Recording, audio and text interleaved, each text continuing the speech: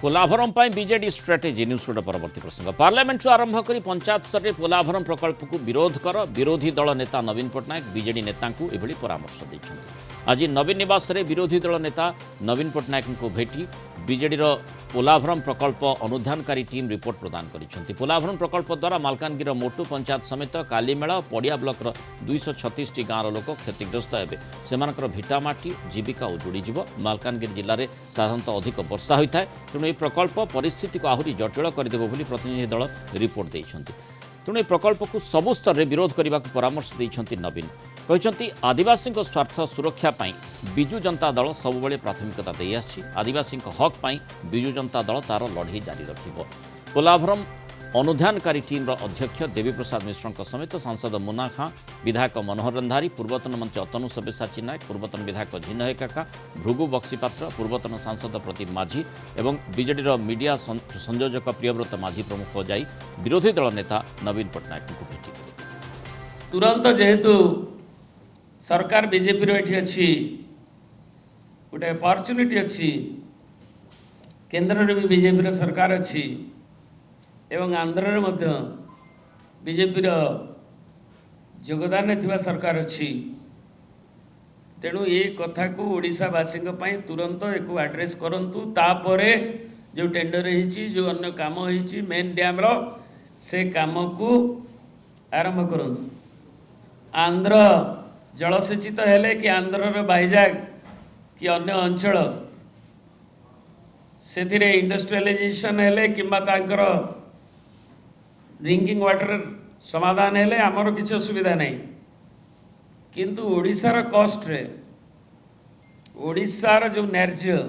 ओडिशार आदिवासी स्वार्थ ओडिशावासी स्वार्थ not at the cost of people of Odisha and tribal people of Odisha सेटा में रेटरेट करूछु। Kalinga TV senior correspondent Pritikant Nayak जोड़ी अधिक आलोचना करबा। प्रीतिकांत माने पोलाभरम प्रकल्प कथा जो देखा प्रकल्प पूर्वर मध्य रही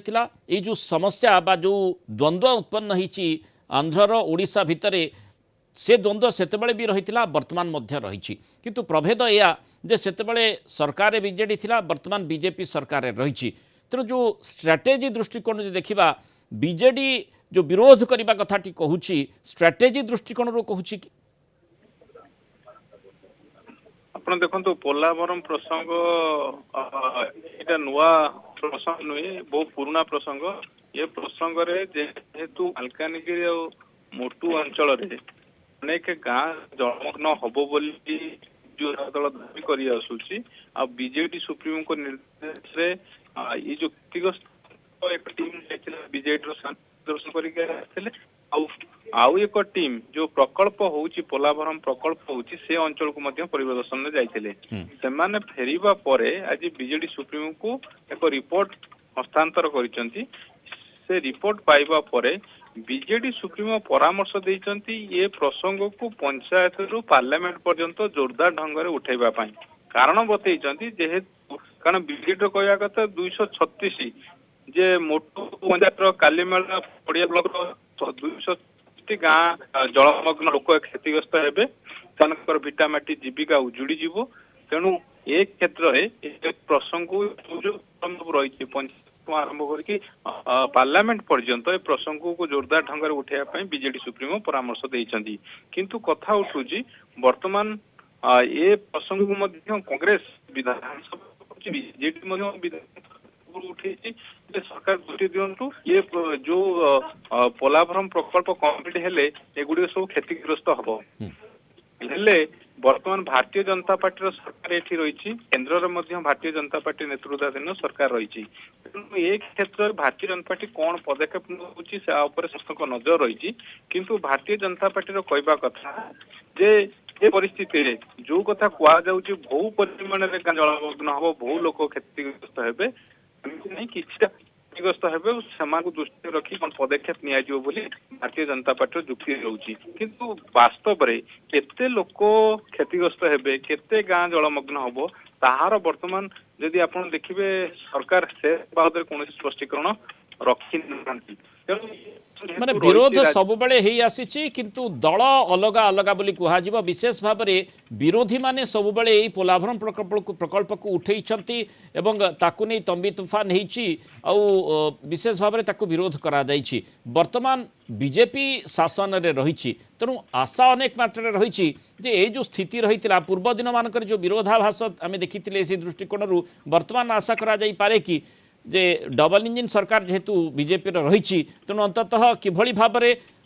এই সমস্যার সমাধান হয়ে পারিব সে দিগকু অন্বেষণ করিবার আবশ্যকতা রয়েছে। এই কথাটিকে বিজেডি দর্শাইবা চাহুছি কি না স্ট্রাটেজি দৃষ্টিকোণରୁ বিজেডি ইয়াকু বিরোধ করিব বলি বিরোধ করুছি? ଦେଖନ୍ତୁ ଦୁଇଟି ହଉଛି ରାଜ୍ୟର ସ୍ୱାର୍ଥ ରହିଛି। ତେଣୁ ସେମାନେ ଅଞ୍ଚଳ ମୁକ୍ତ ଅଞ୍ଚଳ ଲେମ୍ବା ଅଞ୍ଚଳର କ୍ଷତିଗ୍ରସ୍ତ ହେବ ବୋଲି ଯୋଉ ବର୍ତ୍ତମାନ କୁହାଯାଉଛି, ତ ସେ ଦୃଷ୍ଟିକୋଣରୁ ବିଜେଡି ତାକୁ ଏକ ପ୍ରସଙ୍ଗ ସବୁ ପାର୍ଲାମେଣ୍ଟରେ କହୁଛି ଯେହେତୁ ଡବଲ ଇଞ୍ଜିନର ସରକାର, କାରଣ ଭାରତୀୟ ଜନତା ପାର୍ଟି ରାଜ୍ୟରେ କେନ୍ଦ୍ରରେ ରହିଥିବା ଯୋଗୁଁ ଗୋଟେ ନିଷ୍କର୍ଷ କିଛି ବାହାରିବ କି ଅର୍ଥାତ୍ ଯୋଉ ବାସ୍ତବରେ କ୍ଷତିଗ୍ରସ୍ତ ହବ, କେତେ ଅଞ୍ଚଳ ହବ, ପ୍ରଭାବିତ ହେବେ, ଲୋକ ପ୍ରଭାବିତ ହେବେ, ତାହାର ତଥ୍ୟହିତ ସରକାର ଏ ବାବଦରେ କିଛି ପଦକ୍ଷେପ ନେବେ କି ରାଜ୍ୟ ସରକାର ଅର୍ଥାତ୍ କେନ୍ଦ୍ର ସରକାରଙ୍କ ସହିତ ତାର ଆନ୍ଧ୍ରପ୍ରଦେଶ ଗଭର୍ଣ୍ଣମେଣ୍ଟ ସହିତ ଏ ବିଷୟରେ ଆଲୋଚନା କରିବେ କି? ଯାହା ଫଳରେ ଯଦି ପୂର୍ବରୁ ଦେଖିବା ତାହେଲେ ଆନ୍ଧ୍ରପ୍ରଦେଶ ଗଭର୍ଣ୍ଣମେଣ୍ଟ ସବୁବେଳେ କହି ଆସି କୌଣସି କ୍ଷତିଗ୍ରସ୍ତ ହେବେ ନାହିଁ, ଓଡ଼ିଶାର କୌଣସି ଅଞ୍ଚଳ କ୍ଷତିଗ୍ରସ୍ତ ହବ ନାହିଁ। কিন্তু যেহেতু বারম্বার আমি দেখিছে বিভিন্ন সময় দল অলগা অলগা রয়েছেন কিন্তু বিরোধী যেতবে সেই আসনে বসুচ্ছেন বিরোধী আসনে বসুচ্ছেন এই প্রসঙ্গটি যেতবে উত্থাপন করছেন নিশ্চয় কোটি না কোটি সত্যতা রয়েছে তাকে ঠিক ভাবে অনুধান করা পড়ব। যে বুড়ি অঞ্চল কথা কুহযাচ্ছে পোলাভরম যোগু যদি সেভাবে তার মাত্রা যথেষ্ট অধিক রহে তাহলে নিশ্চয় আমি চিন্তা করা পড়ব। যেতবে গোটে ডবল ইঞ্জিন সরকার রয়েছে আশা অনেক মাত্রা রয়েছে যে এই স্থিতির এই সমস্যা ବୋଲି ଯାହାକୁ କୁହାଯାଉଛି ତାର ସମାଧାନ ବାଟ କେମିତି ବାହାରି ପାରିବ। ବହୁତ ଧନ୍ୟବାଦ ପ୍ରୀତିକାନ୍ତ ନାୟକ ଆଲୋଚନା ଅବସ୍ଥାରେ।